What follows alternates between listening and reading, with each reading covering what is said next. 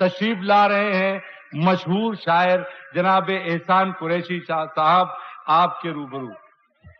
अस्सलाम वालेकुम हजरात, ये शोरा हजरात की मतलब बदकिस्मती है कि कोई भी शायर माइक के साइज का पैदा नहीं हुआ, मतलब उसको ही ऊपर नीचे सेट करना पड़ता है, सबकी हाइट अलग अलग। तो आप लोगों ने जिस मोहब्बत से बुलाया है वो आप लोगों की इस मोहब्बत को अपने सीने से लगाता हूं और सीधा सीधा अपनी औकात में आता। तो मैं कोई सरदर्द की गोलियां नहीं बांटूंगा और ये दूसरे कवियों की तरह आप लोगों का दिमाग नहीं चाटूंगा, क्योंकि दिमाग उसका चाटा जाता है। हाँ, आपको तो मालूम है, क्योंकि मुझसे पहले मेरे कैसेट पहुंच जाते हैं। और आप लोगों ने बहुत अच्छा इंतजाम यहाँ किया है। तमाम मुबारकबाद आप सबको। बहुत दिनों के बाद आपसे यहाँ मतलब मुलाकात हो रही है। शाहदा में कुछ साल पहले आया था, क्या क्या सुना दिया, के कैसेट में हुआ। बहुत सारी बातें इधर उधर की करनी थी। साहब, आपके एक लोकल शायर आए थे निहाल साहब, उन्होंने बड़ी गर्मजोशी से बड़ी अच्छी गजल सुनाई थी। हाथों से कासा तक छीन लेते हैं, ये शहर में फकीर तक नहीं आते। तो मुझे बड़ी खुशी हुई कि एक शहर ऐसा भी है जहां लोग इतना झूठ बोलते हैं। और जबकि निहाल साहब खुद मेरे साथ बस स्टैंड में थे, तो एक फकीर घूमता हुआ उन्हीं के पास आया। वो बोले, निहाल साहब 10 पैसे देना। तो निहाल साहब ने उसको डांटा, कहा 10 पैसे का इस दौर में कुछ भी नहीं आता, तू 10 पैसे क्यों मांगता है? बोले, साहब मैं आदमी का स्टैंडर्ड देख के मांगता। साउंड बढ़ा देना थोड़ा। हाँ। तो फिर वो मेरे पास घूम के आया, बोले बाबूजी आप 2 का नोट देना। उसको अपना स्टैंडर्ड मालूम था, मगर मेरे को गुस्सा आया। निहाल साहब को निपटाया, मैंने कहा मैं इसको निपटाऊंगा। तो मैंने कहा 2 रुपए क्या करेगा? बोले साहब चाय पीऊंगा। मैंने कहा पूरे शहर में चाय 1 रुपए की मिल रही है, पूरा धुलिया यहाँ से वहां तक, तू 2 रुपए क्यों मांगता है? बोले अच्छा आप मेरे साथ नहीं पिएंगे क्या? यानी फकीरों से भी मुंह नहीं लग सकता। तो मैंने कहा निहाल साहब जरा संभल के, अगले चौक में कोई दूसरा फकीर ना निपटा दे। नहीं नहीं, बोले उससे पहले मैं ही उसको निपटा दूं। तो साहब हम घूमते हुए थोड़ा आगे पहुंचे, समर्थ चौक पड़ा, वो अकबर चौक के बाजू में। तो वो वहां पर एक फकीर खड़ा था, वो मांगता, इससे पहले इनने 10 का नोट दे दी। वो इनसे ज्यादा ईमानदार था, उनने 9 गिना और वापस दिया। तो निहाल साहब कहने लगे नहीं नहीं पूरे रख लो, हमने तुमको पूरे 10 दिए हैं। तो फकीर बोला साहब देख के दिया करो, मैं भी ऐसे ही बांटता था। समझ में आ गए? हाँ, बोला ऐसा झूठ नहीं बोलना चाहिए। यानी ये तो मुल्क का एक अजीबो गरीब शहर हो जाएगा जहां फकीर ही न हो। तो अपने आसार अच्छे अच्छे पढ़ना चाहिए। मगर साहब मुशायरे का ओपनिंग बैट्समैन थे, अब ओपनर तो मैं भी था, मगर इन्होंने एंड में खड़े किए। तो मैं भी कविताएं सुनाऊंगा 2 या 3, जम गया तो सचिन, नहीं तो अजहरुद्दीन। वो बता रहे थे कि अपने मामू निपट गए संगीता की वजह से। तो अल्लाह मियां सबको धीरे धीरे निप देता है, उसके अमाल उसके सामने आते हैं। तो ये सारी बातें थी साहब। एक हज़र बहुत अच्छी पढ़ी उन्होंने। सागर साहब पूछ रहे थे ये कौन सा यार इन्होंने लगाया? तो मैंने कहा ये काफिया इसी जगह हिट हो सकता है, एड़े कद्दू का। वो कहने लगा अंधेरे का फायदा उठा एड़े कद्दू, और फटा नोट चला एड़े कद्दू। अब सबको एड़ा नहीं समझना चाहिए। एक गांव को तो मैं भी एड़ा समझा था, तो एक गुटखा खाया 15 का नोट दिया, मैंने कहा एड़े ही होंगे। उसने भी 7-7 के 2 वापिस कर दिए।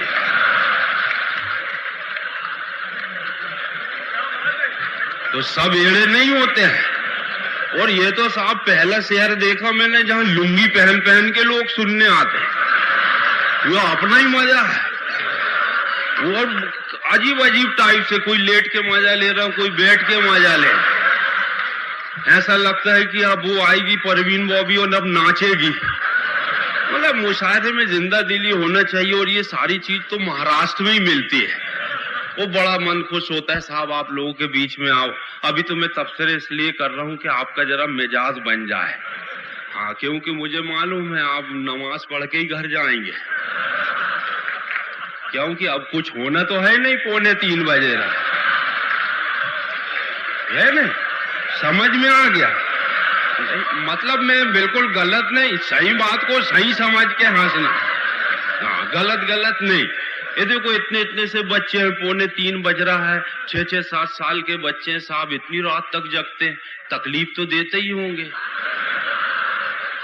मतलब सुबह लेट उठते होंगे, है ना, स्कूल जाने में कष्ट होता हो। नहीं, बिल्कुल सही समझे। हाँ, मतलब फिर उसके बाद साहब नजमी जावेद साहब आए, मैंने बैठे बैठे उनकी शायरी सुना। सब शायरी करता हूँ अपना काम धाम छोड़कर। ऐसा नहीं करना चाहिए, काम धाम पहले करो, शायरी बात का काम है। चल गई तो ठीक, और नहीं तो चप्पल भी नहीं मिलती।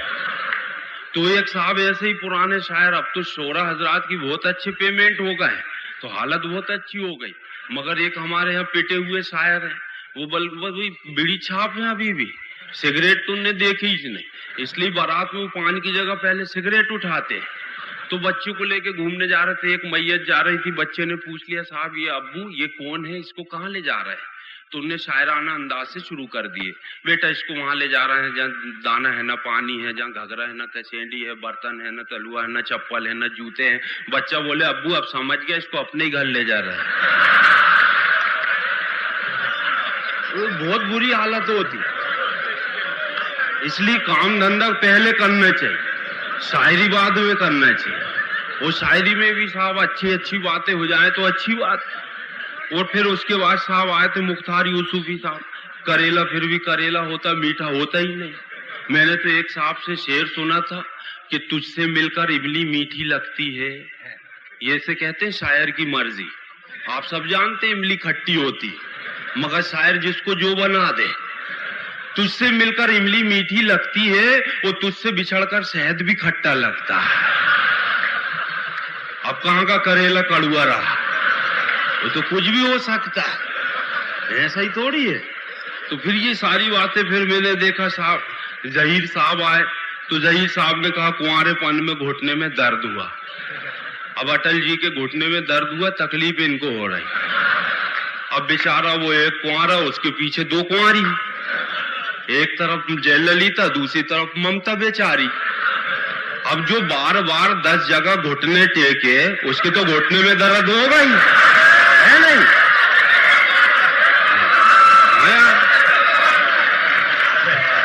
हाँ, ये बढ़िया बजा दो, अच्छे से ही बजा दो। मुझे आखिर में इसीलिए खड़ा किया गया कि जितना कोटा रह गया वो सब निपटा दो, कि दूसरा दौर ही ना आए। यार एक पेमेंट में डबल अगले साल फिर चंदा देना। इतनी अच्छी तंजीम है, इतना अच्छा काम है, मैं तो खाली लेटर देख के खुश हो गया कि नौजवान इतना अच्छा काम करते। वरना ये सफर बड़ा मुश्किल का सफर था। मैं तो पचमढ़ी से चला और यहाँ पहुंचा, मगर ये आप सबकी दुआएं हैं साहब। खट्टी मीठी कुछ भी जो कुछ बातें निकलती आप तक पहुंचाता हूँ। वो पंडित जी थे 44, क्या मालूम किधर निकल गए, शायद इनका वो नंबर रहा होगा। और क्योंकि आदमी हवलदार से बाद में इंस्पेक्टर बनता है, पहले तो सिपाही रहता है, तो सिपाहियों का कई नंबर रहते हैं। मगर साहब पुलिस वाले, और वो भी कविता, मेरे को तो बड़ा अच्छा लगा। पहला देश में ऐसा पुलिस वाला जो शायरी करता, नहीं तो उनका तो ये कोर्स ही नहीं है, उनका कोर्स ही कुछ और है। मगर उन्होंने बताया थे साहब 3 डंडे गांधी जी के पास भी था, मूसा अलैहिस्सलाम के पास भी था, और एक डंडा और बताए थे उन्होंने, पुलिस का डंडा। मैं उनको आज होते तुम्हें 4था डंडा बताता। मतलब गलत नहीं समझा, मैं अभी सही बता रहा हूँ। हाँ, तो थोड़ा सा साउंड ठीक ठाक कर दो भैया। वो क्या हुआ, अभी सरदार जी पूछने लगे बस में, तो वो सरदार, हाँ वो आप केसेट वाले धंधे के लिए केसेट कर रहे हो, वो तो मैं आपके कमरे में आके केसेट अलग से कर दूंगा। अभी आवाम को मजा लेने दो। केसेट होती है तो क्या है, साउंड सही सही नहीं आता। हाँ, बड़ी मुश्किल से हाथ आ जाते कभी कभी ऐसे तो उनको टेप करना है तो फरीद अंजुम साहब को करो। वो अपनी बीवी से बड़े परेशान है, कुछ भी खिलाओ मरती चिन। क्या मालूम कोई दूसरी जुगाड़ में होंगे, नहीं तो कोई अपनी बीवी को जहर खिलाता है क्या? हाँ तो ये, हाँ वो भी इतना, हाँ वो तो आप सामने देख रहे थे। हाँ, मगर ये सब मजेदार बातें थी। सरदार जी कहने लगे कहाँ जा रहा हूं? मैंने कहा कौमी एकता का मुशायरा साहब, हिंदू मुसलमान सिख ईसाई सब मिलके वहां मुशायरा करते हैं, सब सुनते हैं पढ़ते हैं। तो बोले जाओ जाओ, इसमें सरदारों का भी बहुत योगदान है। मैंने कहा इसमें सरदार बीच में कहां से आ गए? भारत का तिरंगा झंडा, उसके 3 रंग हैं। सफेद रंग जो है ईसाइयों का है, हरा रंग मुसलमानों का है, केसरिया हिंदुओं का है। इसमें सरदारों का क्या है? कहने लगे वो झंडे में जो डंडा लगा वो किसके बाप का है? ये चौथा डंडा था। आप बिल्कुल सही सही सही समझा कर, मतलब गलत फहमी में नहीं रहना। जब मैं कुछ कह रहा हूं आप कुछ समझ रहा है। वैसे मैं जब भी पढ़ता हूं तो मेरे लिए रियायत रहती है कि आपको जब समझ में आए जब हंस सकते हैं। कोई जरूरी नहीं कि अभी हंसे, आपको 2 दिन के बाद भी समझ में आए तो 2 दिन बाद हंसे, और न समझ में आए तो पड़ोसी से पूछ के हंसे। क्योंकि अपना माना जाता है पड़ोसी बहुत समझदार होता है। आदमी 3 तरह के आते हैं सामयिक। पहली बार तो इसलिए हंसते हैं कि बाजू वाला हंस रहा है, नहीं तो क्या सोचेगा यार खाली पीली बैठा है, उसको देख के हंस रहा तो अपन ने भी हंस दी। दूसरी बार उसको समझ में आ जाता है तो हंसता है, और तीसरी बार ये सोच के हंसता है कि पहली बार तो अपन फुकट में ही हंसे थे। तो सब हंसने की बातें अपनी अपनी। और फिर वो 44 गए तो पयाम अंसारी साहब आए। उनकी तो जैसी हाइट है वैसी उनके अशार है। हाइट जरूर कम हो सकती मगर अशार फाइलतुन फाइलतुन फाइलात दायलात और क्या कौन कौन सी लुंगियात, उन्होंने कुछ भी नहीं छोड़े, तमाम चीजों को पेरे। फिर उन्होंने कहा था, उन्होंने भी एक एड़े माँ का एड़ा बच्चा अरब जाकर भैंस चराए, ऐसा भी हो सकता है। अब वो भैंस चराए या ऊंट चराए। हमारे पड़ोस में एक ने ऊंट चराए, वहां से करोड़पति बन के आए। बोले मैं डॉक्टर था। मैं समझ गया लीद फेंकने वाले डॉक्टर हो सकते। तो वो एक दिन भिड़ गए, उन्होंने खरीदे एक गाड़ी। तो बोले यार मैंने ये स्प्लेंडर खरीद के लाया हूं, अपने पास पहले से थी। वो तो अरब से लाए जब कमी आए। तो बोले क्या लिखा लूं? मैंने कहा उसमें लिखा लो मैं जीने नहीं, मुझे जीने दो। तो बोले नहीं वो नहीं लिखा सकता। क्यों? बोले आपकी गाड़ी में पहले से लिखा है जीने नहीं दूंगा। तो बोले आप यार अकड़ते क्यों हो? मैंने कहा हमारे यहाँ का वेतन ही इतना है। बोले कितना है? 5000। तो बोले 5000 तो अरब में गलत जगह थूक दो तो पेनाल्टी लग जाती। तो मैंने कहा वहां का पेमेंट कितना है? बोले 50,000। मैंने कहा फायदे में तो हमारा ही देश है। बोले कैसे? मैंने कहा 50,000 लो और 10 गलत जगह थूक दो, तनख्वाह तो पेनाल्टी में ही गई। एक अपना मुल्क है, 5000 लो और जहां समझ में आए तनख्वाह फिर जेब में, तो फायदे में तो अपन ही लोग रहते हैं। मगर ये उनका अपना अंदाज था।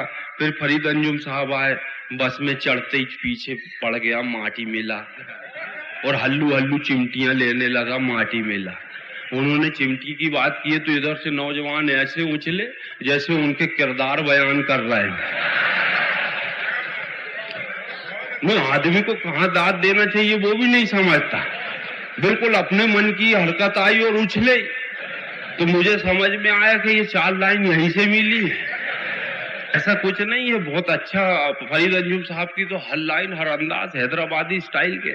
लेकिन साहब शुरू के शायर हजरात आए और उन्होंने बहुत कोसा एक मौलवी कौम को। ले देखे उनके अशार में मौलाना जरूर आते थे। ये भाई मैं मौलाना को क्यों कष्ट देते हो? इनने क्या कष्ट दिया आपको? आपके बच्चों को तालीम तरबियत दे रहे हैं, 5 वक्त की नमाज पढ़ाते हैं, तहज्जुद पढ़ते हैं। इस कौम में थोड़ा सा लिहाज रखना चाहिए। क्योंकि एक देहाती ने पिछले दिन एक मौलाना साहब से सवाल किया। एक देहाती ने एक मौलवी से यूं कहा, क्या जन्नत में हुक्का पीने का इंतजाम है? अब जिसको जिसकी लत रहती वही काम करता है, उसको कोई मतलब हूर परियों से कोई मतलब। उसको तो हुक्का मिलना चाहिए गुटर गुटर करने। तो एक देहाती ने एक मौलवी से यूं कहा, क्या जन्नत में हुक्का पीने का इंतजाम है? मौलाना बोले, हुक्का तो मिल जाएगा मगर जहन्नम से आग लाना तुम्हारा काम है। वो करंट नहीं देगा कोई, वो तो जहन्नम में ही जाओ, वहीं से अंगार लाओ। तो ये अपनी अपनी बातें थी। और फिर एक शायर और आए थे साहब, गिरगिट साहब। तो गिरगिट साहब भी जैसा नाम है वैसी उनकी शायरी है। उनने बिल्ली पे, कुत्ते पे, सांप पे, किसी पे नहीं छोड़े, सब पे सुना डाले। तो मैंने कहा यार अच्छा जंगली शायर बुलाए, किसी को भी नहीं छोड़े। 25 कुत्तों का खून दिया फिर भी वफादारी नहीं आई। उन्हें क्या क्या किस किस का खून कहां कहां से जमा करते, ये इन्हीं का ही काम है। अपन तो सोच ही नहीं सकते। अपन कुत्तों पे बहुत ज्यादा नहीं लिखते, अपन तो 4 लाइन में निपटाते हैं। नेताओं पे इतनी लंबी लंबी 5 करोड़ की कविता कौन बर्बाद करे 2 कौड़ी के लीडरों पर। तो 2 ही लाइन पे निपटाना अच्छा लगता है। कि मंत्री के बंगले का एक कुत्ता राजनीतिक माहौल से ऊब गया और भागा जाके गंदे नाले में डूब गया। मंत्री के बंगले का एक कुत्ता राजनीतिक माहौल से ऊब गया, भागा जाके गंदे नाले में डूब गया। अब साथी कुत्तों ने उसको बाहर निकाला, वो कारण पूछा तो उस कुत्ते ने बताया, अब हम और जुल्म नहीं सह सकते और एक बंगले में 2 कुत्ते एक साथ नहीं रह सकते। इतने से में निपटा दो, है ना। ये बस इतनी लंबी नहीं लिखना पड़ता है, क्योंकि आपके यहाँ के तो बहुत अच्छे लीडर है। हमारे यहाँ तो ऐसे पाइच नहीं जाते। एक बार झूठ बोल के भगते हैं दिल्ली तो 5 साल के बाद ही लौटते। तो एक बड़ी बीने को तो गुस्सा ही आया आपके चुनाव में। उसने जैसे ही वोट मांगने आया तो बोले जब आटी मिले तेरे पे कीड़े पड़ेंगे। नाली के सब कीड़े बाहर आए, बोले हम बिल्कुल नहीं पड़ेंगे, हम कुत्ते पे पड़ सकते मगर इस पे नहीं पड़ सकते, हमारा भी कोई स्टैंडर्ड है। और अगर इस पे पड़े तो सब कीड़े क्या बोलेंगे, पड़ा भी तो कहां पड़ा। इस ढंग से निपटाया जा सकता और अपन निपटाने पे पूरा पूरा यकीन रखते हैं। तो ये सारी बातें हो गई। बादल साहब आए थे कि सबको, पत्रकारों को और इनको और उनको, टीवी वालों को तो वीरप्पन दिखता है, पुलिस वालों को नहीं दिखता। तो पिछले दिनों अमिताभ बच्चन के एपिसोड में अपन भी गए थे। तो अमिताभ बच्चन जी ने वाला एपिसोड ही बंद करा दिया, क्योंकि उनका पहला प्रश्न ही खतरनाक था। कहने लगे बोलो देश का चंदन चोर कौन। उन्होंने 4 ऑप्शन दिए। मैंने कहा मैं पहले ही बताऊं। नहीं बोले पहले मेरे को 4 बता दो। तो उन्होंने 4 बताए, डाकू मलखान सिंह, डाकू लाखन सिंह, डाकू अजीत सिंह और चौथा वीरप्पन। मैंने कहा वीरप्पन। बोले आर यू श्योर? हाँ। मैंने कहा इतना तो आता ही है। मैंने कहा वही। बोले कॉन्फिडेंट? मैंने कहा यस। तो बोले ताला लगाऊं? मैंने कहा हिम्मत है तो लगा के बता। 2 राज मिलके उस पर नहीं लगा रहे, तुम क्या लगाओगे?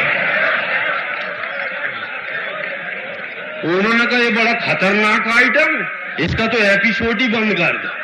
वो अब एपिसोड नहीं आने का, उसमें अपन ने बहुत निपटाए। हाँ, मगर जब उसके बाद फिर आप लोगों तक आए तो ये सारे शायर जो थे, कुछ कुछ बातें थी, कुछ कुछ ये थी। आदिल साहब भी, आदिल साहब का तो उम्र ही काम कर, उनकी उम्र और उनका अंदाज बढ़िया। उन्होंने कहा था कि चश्मा लगाकर रात को इसलिए सोते हैं कि ख्वाब भी जो है अधूरे दिखाई देते हैं। वो अपन ने तो स्टेज के पीछे उनसे पूछे थे ये चश्मा क्यों लगाते हैं आदिल साहब। बोले इसलिए लगाते हैं यार कि लड़कियां अपने को नहीं देखती। तो मैंने कहा उतार के फेंक दो।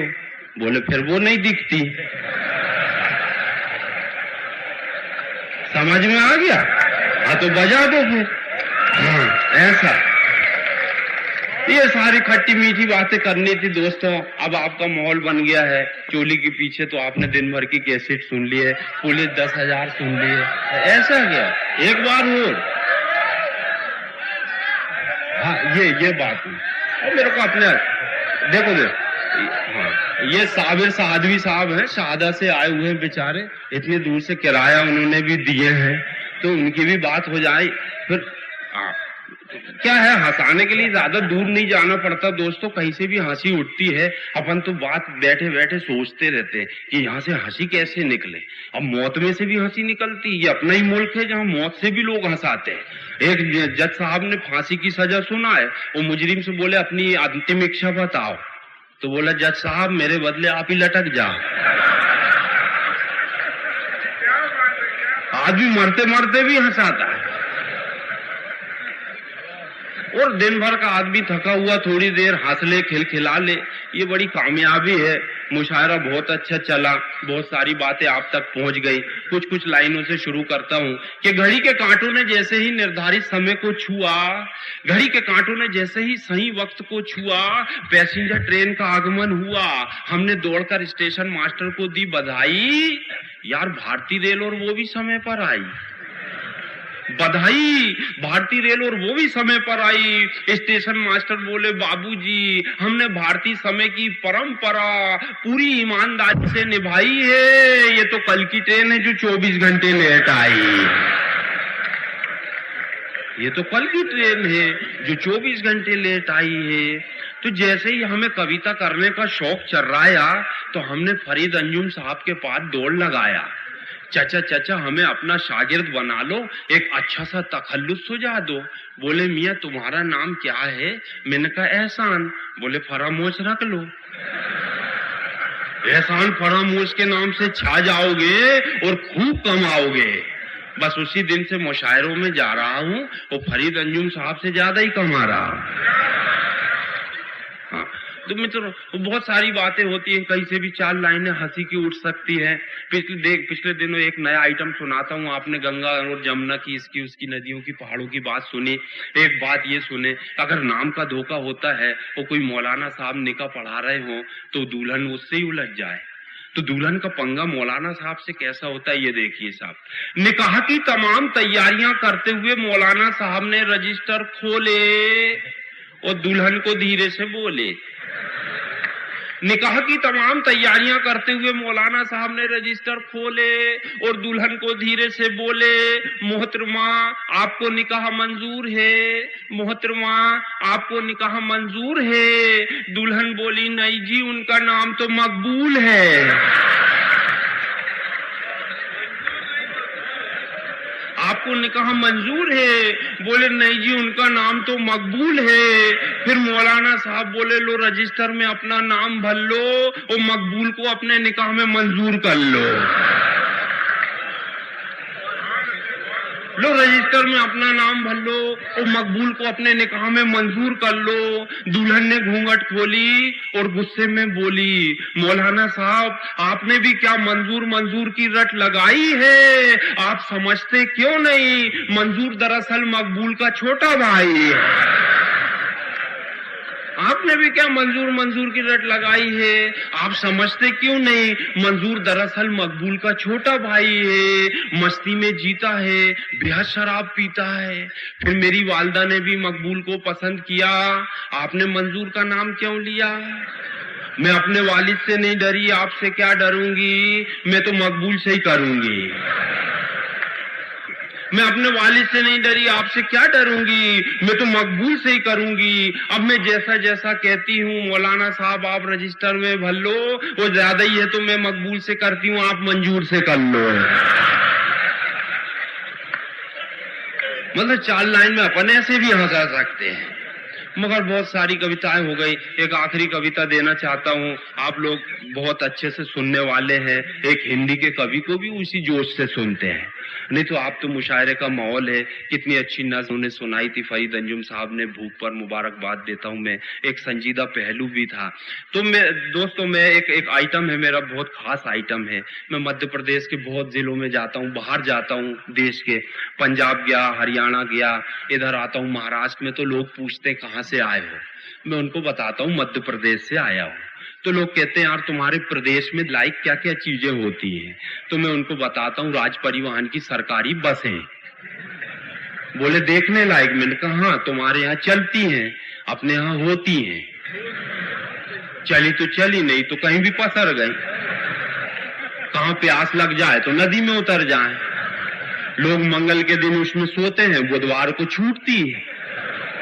सीट के लिए झगड़े होते हैं। एक साहब मेरे पास आए, बोले सीट छोड़ो। मैंने कहा टिकट तो मैंने भी लिया। बोले नहीं ये सीट मेरी है। मैंने क्या सबूत है? बोले मैंने वहां रुमाल डाला है। मैंने कहा अच्छा हुआ बाजू में एहलिया बैठी, उस पे नहीं डाला, नहीं तो वही तेरी हो जाती। एक सीट पर एक रुमाल पे एक सीट। मैं कहा अब तो तू तिरपाल ला के बस में डाल दे और बस ही ले जा। मध्य प्रदेश में हो सकता है ये सब। हमारे यहाँ की बूढ़ी औरतें तो आरती उतारती हैं और बच्चों को कहती हैं बेटे अब तू जा रहा है तो सरकारी बस से, अब तू क्या आएगा, तेरी खबर ही आएगी। कोई भरोसा नहीं आदमी वापस आता है कि नहीं, वो जगह पे पहुंचता है कि नहीं। कंडक्टर से बात करो साहब तो ऐसा लगता अपना मत्था ठोको किसी दीवार में जाके पटक लो। कंडक्टर आवाज लगाता नागपुर चलो नागपुर चलो नागपुर चलो। मैं गया, मैंने कहा कहाँ जा रही बस? बोले नागपुर। मैंने कहा बोर्ड तो इसमें जबलपुर का लगा है। बोले तू बस में बैठ के जाएगा कि बोर्ड में बैठ के जाएगा? बोला एक बार जो लिख दिए चूने से वो मिटता ही नहीं। वो एक बार जबलपुर लिखा है तो लिखा है, भलाई गाड़ी रायपुर जाए। तो ये ऐसे ऐसे कमाल होते हैं। मैंने एक नज्म में बांधा है, आप देखें, बस का मजा लेंगे। ये राज्य परिवहन की सरकारी बसें भी सर्कस का कमाल दिखाती हैं। ये राज्य परिवहन की सरकारी बसें भी सर्कस का कमाल दिखाती हैं और कहीं भी पलटकर खड़ी हो जाती हैं। राज्य परिवहन की सरकारी एक बस 4 घंटे में केवल 4 किलोमीटर चली। उसकी स्पीड भी बड़ी स्पेशल होती है क्योंकि हमारे यहाँ सड़कें ही नहीं होती। कोई कहता मध्य प्रदेश में कविता करो तो 2 लाइन में, मध्य प्रदेश सीमा प्रारंभ सड़क समाप्त, वहां से मध्य प्रदेश शुरू, लेकिन सड़क नहीं दिखे, वो तो टार्च लेके ढूंढना पड़ता। कई बार तो कंडक्टर वगैरह उतर के झाड़ू झाड़ते, फिर उनको सड़क दिखती, फिर बस आगे बढ़ती। और साहब इतनी स्पीड होती, मैंने कंडक्टर्स का यार मैं कहा धीरे धीरे तो चल रही है। मैं जब तक कि वो वहां जाकर मैं फोन कर लूं एसटीडी केंद्र, बोले आराम से कर लो साहब, वो मैंने कहा दौड़ के पकड़ लूंगा। बोले ज्यादा तेज नहीं दौड़ना, नहीं तो आगे वाली में बैठ जाओ।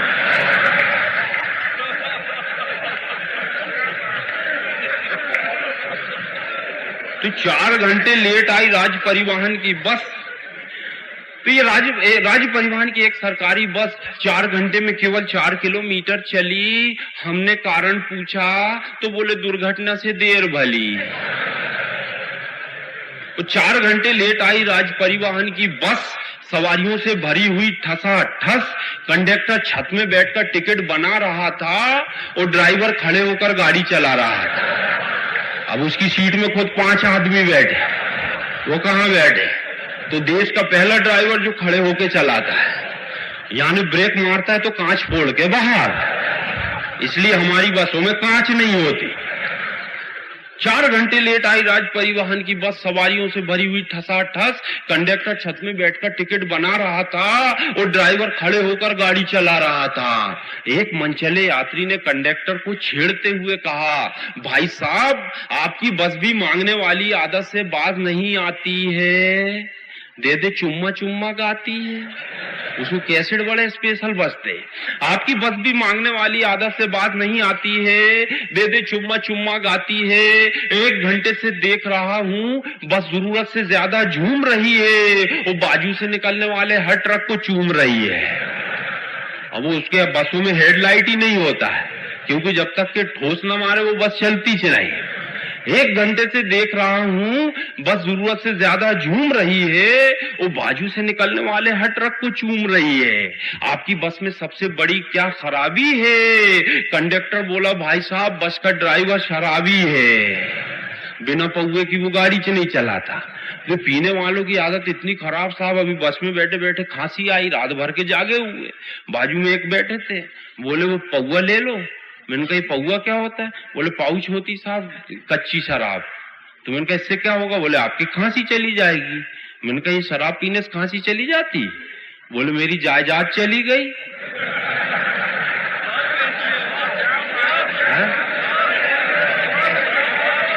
बोले आपके इतने से पाउच से खांसी, इतनी सी खांसी नहीं जाएगी, अपनी तो पूरी जायदाद ही इसी में गई। मैं ऐसे ऐसे लोग मिलते हैं, मैं ऐसे ऐसे लोग मिलते हैं। तो देखिए साहब अब ये नज्म का थोड़ा सा आनंद ले। अब बस धीरे धीरे आगे बढ़ रही है, तो बस भी धीरे धीरे अपने केंद्र की ओर जा रही थी और सामने से एक काली भैंस आ रही थी। तो सामने से आती हुई भैंस को देख के बस अचानक बिचक गई। आपके यहाँ जानवर बिचकते, अपने यहाँ बसें बिचक जाती। अरे तो आरटीओ का काम करते हैं, जानवर खड़े हो गए तो बसों की लाइन लग जाती। तो सामने से आती हुई भैंस को देख के बस अचानक बिचक गई और नाले से बची तो सीधा नदी में उतर गई। अब जितने बच्चे थे सब रो रहे थे, बाकी के यात्री छत में बैठ के कपड़े धो रहे थे। अब नदी में आए तो यही काम कर लो, क्या मालूम कब निकलते हैं। तो जितने बच्चे थे सब रो रहे थे, बाकी के यात्री छत में बैठ के कपड़े धो रहे थे। कंडक्टर ने भी साबुन निकाल कर लाया और ड्राइवर के साथ मिलकर खूब नहाया।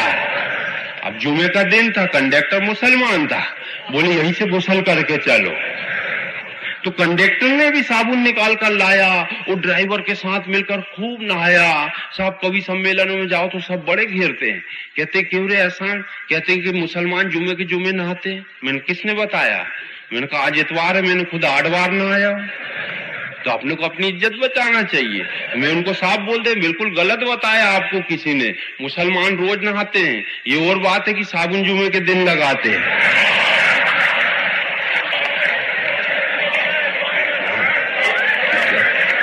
गलत, हाँ समझ में आ गई। हाँ फिर मैं उनको बताया, बोले यार बस एक दिन। मैं कहा नहीं, बाकी के 6 दिन शैम्पू से नहाते हैं, एक दिन शैम्पू को रेस्ट देते हैं। तो कंडक्टर ने भी साबुन निकाल कर लाया और ड्राइवर के साथ मिलकर खूब नहाया। एक यात्री बोला भाई साहब अब बस को नदी के बाहर कैसे लाएंगे, अब बस को नदी के बाहर कैसे लाएंगे? कंडक्टर बोला धक्का कौन आपके बाप लगाएंगे, वन टिकट भी कटाओ धक्का भी लगाओ। तो यात्रियों ने धक्का लगाया और बस को जैसे ही नदी के बाहर लाया, यात्रियों ने धक्का लगाया, बस को जैसी नदी के बाहर लाया, एक सरदार जी बोले भाई साहब ब्रेक फेल हो जाने पर आप क्या करते हैं? कंडक्टर बोला आप खामोखा क्यों डरते हैं, ब्रेक फेल हो जाने पर आप क्या करते हैं? बोले आप खामोखा क्यों डरते हैं? सरदार जी आपकी यही बात तो सबसे ज्यादा खल रही है और ये सरकारी बस पिछले 6 साल से बिना ब्रेक के चल रही है। बोले फिर बस को कैसे रोकेंगे? बोले आप अगले स्टेशन में देखेंगे। फिर बस को कैसे रोकेंगे? बोले आप अगले स्टेशन में देखेंगे। बस किसी पेड़ से जाके टिक जाएगी, बस किसी पेड़ से जाकर टिक जाएगी या प्रेमी ट्रक देखा तो लिपट जाएगी। और बस के लिए साहब सबसे अच्छी 2 लाइन जो इस नज्म में हो गई है कि बिना कांच की खिड़कियां और बिना दरवाजे की बस गजब की जच रही थी। सबसे अच्छी बस वही लगती है हमारे यहाँ, बिना कांच की खिड़कियां और बिना दरवाजे की बस गजब की जच रही थी। केवल हारन छोड़कर पूरी बस बज रही थी। जो बजना चाहिए वो कभी नहीं बजता है, बाकी पूरी बस बजती है, आप सो भी नहीं सकते। हमने ड्राइवर से पूछा आपकी उम्र क्या है? ड्राइवर बोला उम्र 55 की है, दिल बचपन का है, 58 के बाद मैं रिटायर हो जाऊंगा। वो धोखे से किसी एक्सीडेंट में बच गया तो अभी इस बस को 3 साल और चलाऊंगा। अब साहब देश का संविधान है, यहाँ का कॉन्स्टिट्यूशन कहता है 58 के बाद एक टीचर स्कूल में नहीं पढ़ा सकता, एक ड्राइवर गाड़ी नहीं चला सकता, एक ऑफिसर ऑफिस नहीं चला सकता। लेकिन मैंने एक बात कहने की कोशिश की, आप तक पहुंच जाए तो मुझे दुआएं दीजिएगा। मैंने कहा क्या ड्राइवर साहब आदमी 60 के बाद सटिया जाता है? क्या आदमी 60 के बाद सटिया जाता है? ड्राइवर बोला बाबूजी ये सवाल देश के प्रधानमंत्री से पूछो, हम 58 का होके एक बस नहीं चला सकता, वो 75 का होकर देश चला रहा है। हम 58 का होके। और इस मुल्क में जितने वजीर आजम मिले सभी ऐसी थे, मतलब सिर्फ राजीव वजीर आला हमारे, तो वजीर आजम हो चाहे वजीर आला हो, सबकी यही पोजीशन है। इनके रिटायरमेंट की कोई एज नहीं होती, ये पूरा देश चला सकते हैं, मगर अपन एक बस नहीं चला सकते। 58 बाद सिवा राजीव जी को छोड़ के सब ऐसे ही थे। तो ये बाबूजी ये सवाल देश के प्रधानमंत्री से पूछो, हम 58 का होकर एक बस नहीं चला सकता, वो 75 का होकर देश चला रहा है। न जाने हम लोगों का मुस्तकबिल किधर जा रहा है। और ये आखिरी 4 लाइन जिसके लिए से नज्म हुई, बाबूजी, ड्राइवर बोला बाबूजी अगर आबादी इसी तरह बढ़ती रही तो आबादी के बोझ से ये पूरी धरती उस्मानाबाद, लातूर और जबलपुर की तरह हिलेगी और आने वाली पीढ़ी को छत पर भी जगह नहीं मिलेगी, आने वाली पीढ़ी को छत पर भी जगह नहीं। मैं उन्हीं को बुला रहा हूँ कि सारे कैसेट पहुंच गए, मगर मैं ये सोचता हूँ कि सभी लोगों ने कैसेट नहीं सुनी होगी। इसमें 15-20 तो ऐसे होंगे जो आगे आगे आके सुनते हैं, बाकी के लोग तो ऐसे ही रहते हैं। अब वो गीतों पे बात चलती है कि बहुत सारे ऐसे गीतकार ये रहते हैं, जैसे हमारे सागर खयामी साहब, इनको एक प्लॉट दीजिए तो उस प्लॉट पे वो पूरा लिख देंगे सिचुएशन। लेकिन वो लोग 5 स्टार होटल में रहते, खेती एती कभी करते नहीं। लेकिन उनको कहो कि खेतों पे गीत लिखो तो वो लिखते हैं जोरा जोरी चने के खेत में। अब उनको मालूम नहीं चने का झाड़ सिर्फ इतना ही बड़ा होता है, वहां जोरा जोरी तो नहीं हो सकती, वहां खुजली जरूर हो सकती। उनको बताओ कि जोरा जोरी गन्ने के खेत में लिखूं तो वहां हो भी सकती है। मगर अभी हम बस से आ रहे थे, 24 चैनल चलते हैं, बच्चे देखते साहब 24 चैनलों में। बच्चे तो ऐसे हो गए हैं कि इनसे मुंह नहीं लगा जा सकता। बच्चों से अपन कुछ निपटाने की बात करो, उससे पहले वो अपने को निपटाते। अभी एक ऐसा दृश्य चलने लगा, मोहल्ले के सारे बच्चे छोटे थे सब बैठे, वो चल रहा है, चलो चल रहा है। उसमें एक विज्ञापन इतना खतरनाक आया, अपने को मालूम था इसके आगे क्या होना है, मगर 6-6 साल के बच्चे सब शक्तिमान देख रहे हैं और एकदम वो विज्ञापन लगा दी। तो अपन अब टीवी बंद नहीं कर सकते, अपन ने सोचा अपन ही बाहर चले जाओ। अपने को शर्म आई, अपन बाहर चले गए। 2 मिनट के बाद एक छोटा सा बच्चा आया, बोले अंकल चलो, वो सीन निकल गया। उनको मालूम था अपन बाहर क्यों गए, इनसे होशियार हो गए। ये सब 24 चैनल का कमाल है बच्चों का, बच्चे बड़े होशियार हैं। अभी एक मास्टर ने डांटा, क्यों 3 दिन से स्कूल नहीं आया? मास्टर जी बोले गरीब आदमी हूँ, एक ही फुल पैंट है, वो पैंट धो के सुखाई तो उस दिन भर में सूखी नहीं, इसलिए आया नहीं। बोले कल तो आना था। बोले कल तो आया था मां साहब, मगर आपके घर के सामने आपकी सूख रही थी तो लौट गया। मैं समझा आपके पास भी एक ही होगी। ऐसे बदमाश बच्चे, उनको कुछ भी समझाओ साहब। अभी अजीमुल्ला साहब हमारे पड़ोस में, वो सुबह ले गए, बोले इसको समझाओ यार, 5वीं में फेल हुआ है। मैंने कहा क्या हो गया? आप तो 6 बार हुए थे। वो झाड़ का पत्ता है, झाड़ के नीचे गिरा है। नहीं यार, उसको समझाने के लिए लाए हैं। तो मैंने उसको समझाया, देखो बेटा पढ़ो लिखो, गांधी जी जो थे आपकी उम्र में मैट्रिक पास हो गए थे। बोले अंकल ज्ञान मत बांटो, आपकी उम्र में भगत सिंह फांसी लटक गए। ये अपन उसको निपटा रहे हैं, वो अपने को निपटा रहे। निपटाना चलते ही रहता है।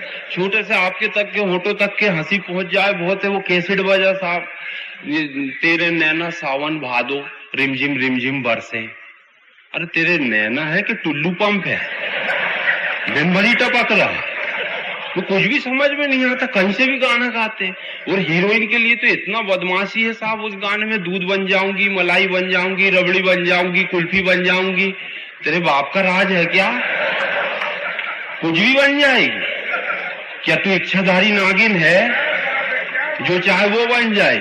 अरे लड़की है, कुछ बनना है तो माँ बन जा और इस देश को अच्छे बच्चे दे, है नहीं? ये बहुत सारी नई बातें हैं। ये आपको मैंने जलगांव में नहीं सुनाए होंगे, ऐसे बहुत सारे गीत मैंने कलेक्शन किए। मैंने सोचा यार ये सब जलगांव से लगा हुआ कैसेट पहुंच गई होगी। नए है। बोले एक चुम्मा उधार दे दे और बदले में यूपी बिहार ले ले। यूपी बिहार तेरे बाप का है क्या? और उसका रेट इतना कम, एक ही चुम्मा में। मैंने लगता है उसके आगे तो महाराष्ट्र भी दे देगा। ओ भैया चल, तूने दे भी दिया तो बिहार देने से पहले लालू प्रसाद से पूछा क्या? वो लालू ऐसे निपटा देगा, तो किसी से पूछना तो चाहिए। नहीं साहब, सैया ने पकड़ी बैया, सिपहिया ने पकड़ी बैया तो भरतपुर लुट गया। ले, वो सिपाही के पकड़ने से भरतपुर लुटा, थानेदार पकड़ता तो दिल्ली से लुट जाती। तो अच्छा हुआ छोटे पकड़े हैं। ये ऐसे बदमाश गाने, इनको कुछ लगता भी, ये फरोज देते और अपन लोग सुनते हैं। ऐसे गानों की तो कैसेट जला देनी चाहिए। छत पे सोया था बहनोई, मैं तन्ने समझकर सो गई, राणा जी माफ कर देना गलती मारे से हो गई। अब बताओ, मालूम है कि वहां छत पे बहनोई सोया तो तू गई क्यों?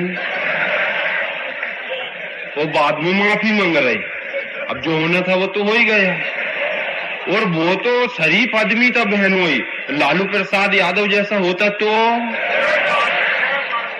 वो 10 बच्चे तो उसके पहले ही से ही।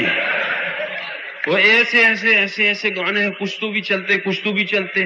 अपन तो रात भर गानों पे हंसा सकते। और बिल्कुल मतलब आप लोग तो मैं समझ गया हूँ, सबने वक्त लेके आए हैं। वो जिसको ये इनका वक्त हो गया, इनको यही टाइम दिया गया है। अब भैया तुम चले जाना और अब उन लोगों को भेज देना जो घर पे रुक गए किसी वजह से। अब टेबलेट लेके सोए होंगे, बुखार होगा, बुखार उतर गया होगा तो उनको भेज देना। मतलब सही सही सही सही समझ के हंसा कर, गलत नहीं बोलता मैं कोई दादा कोड़ के तो हो नहीं कि दो अर्थी बातें होती हो। तो ऐसे ऐसे गाने आते साहब। हीरो आता है, तुमने दी आवाज लो मैं आ गया, वो पर्वतों से आज टकरा गया। क्यों अंधा था क्या? इतना बड़ा पर्वत नहीं देखा तो अच्छा हुआ हमारी राज परिवहन की बस से नहीं टकराया। तो ट्रेन से टकराता तो काम ही हो जाता। मगर ऐसे ऐसे गाने आते साहब। हीरोइन उधर से आती है, मेरी नीली नीली आंखें क्या करूं, फोड़ ले। अल्लाह मियां ने आंख दिया है, अच्छा तो लड़का देखो शादी कर ले। हर फिल्म में नया लड़का बदलती। दूसरी हीरोइन आती, मेरे गोरे गोले गाल हैं क्या करूं, किराए से दे दे। अपने पास 2 मकान रहते तो एक नहीं दे देते, एक से ही काम चलाते हैं। ऐसे ऐसे गाने, और वो भी हमसे पूछती। कवियों से तो पूछना ही नहीं चाहिए। और एक गाना तो बहुत ही अच्छा आप लोगों के लिए लाया हूँ। वो हीरोइन कहती, मैं बंबई से गई पूना, पूना से गई दिल्ली, दिल्ली से गई पटना, और फिर भी न मिला सजना। अब तू धुलिया तो आई थी नहीं, यहाँ तो आना था, एक से एक सजना। सारे स्टेज पर ही बैठे, और फरीद अंजुम से तो अच्छा स्मार्ट सजना हो ही नहीं सकता। इतने बढ़िया सजना है। मगर ऐसे आउटडोर जाओ, दिल्ली बंबई कलकत्ता में कोई सजना मिलते हैं क्या? हाँ इधर मिलते हैं, छोटे छोटे गांवों में। छोटे छोटे गांवों में आओ, यहाँ से सजना ले जाओ, मगर यहाँ आना ही नहीं होता साहब। तो ऐसे ऐसे गाने अपन सुन लेते हैं। 99 चैनल चल रहे हैं, बच्चे बिगड़ रहे हैं, अपने को कोई चिंता नहीं। पिछले दिनों तो शोले फिल्म आई, शर्मा जी हमारे बाजू में रहते, उनने देखी, वो बच्चे को सुला दिए। क्योंकि बच्चों को पहाड़े याद नहीं, लेकिन शोले के डायलॉग जरूर याद है। तेरा क्या होगा रे कालिया, सरदार आपका नमक खाया, गोली खा, ठिचुम ठिचुम, अंग्रेजों के जमाने का जेलर हूँ, धन्नो, बसंती, घोड़ी, सब हिट उसके, वो सारे कैरेक्टर फिट। तो वो बच्चे को कहाँ नींद आने वाली, वो ऐसा रजाई से झांक रहा था। वो अंकल समझ रहे सो गया, तो उन्होंने फिल्म देखते रहे। एक दृश्य ऐसा आया, वो धर्मेंद्र को गब्बर सिंह ने बांध दिया, और हेमा मालिनी कहता है, देख छमिया, जब तक तेरे पैर चलेंगे तेरे यार की सांस चलेगी। और फिर वो गाने लगती है, पैर चलाती है, जब तक है जहाँ जाने जहाँ। आंटी ने सोची गाना चल रहा है 3-4 मिनट तो चलेगा, जब तक चाय लाती हूँ। वो चाय लेके आई, उतने में अंकल जी के अंदर गब्बर सिंह की आत्मा घुस गई। तो उनने मिसेस को सोचे बच्चा तो सो रहा है, चलो मिसेस को घेरो। तो उन्होंने फौरन चाय ली और बोले, छमिया तनिक 2-4 ठुमके तो दिखाई दे। तो बच्चे ने फौरन रजाई फेंका और बाहर आया, बोले, नहीं बसंती, इस कुत्ते के सामने मत नाचना।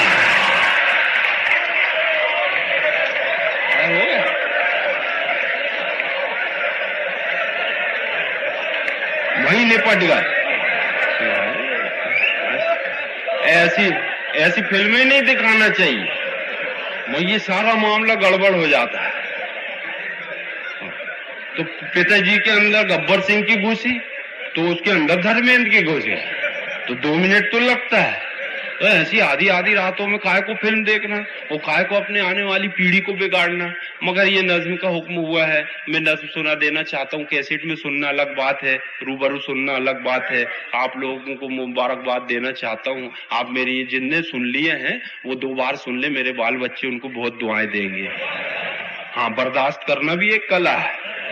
हाँ।